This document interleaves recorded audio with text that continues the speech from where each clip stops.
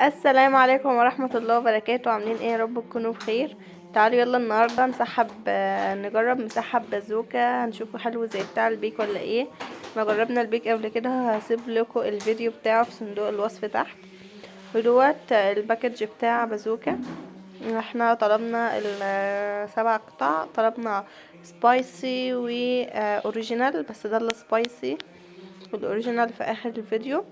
هنجرب السبايسي. هو جاي معاه بطاطس، كانت لسه يعني هو جاي، احنا جبنا من اقرب فرع ده في المنصورة. يلا بقى بينا نجرب.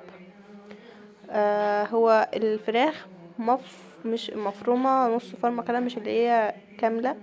ودي البطاطس كانت حلوة، كانت لسه سخنة. يلا بقى كان معاه صوص الباربيكيو وصوص السوبر رانش.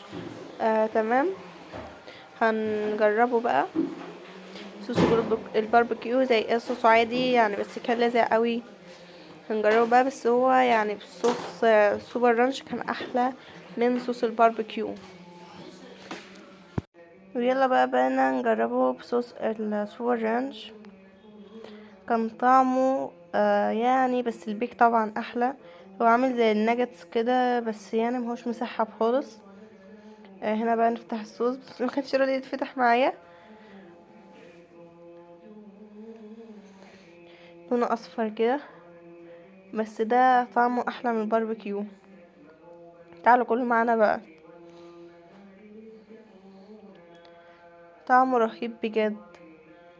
والوجبة ديت سعرها ال7 قطع ب70، والعشرة ب99، اللي هو ب100 يعني. وطعمه روعة.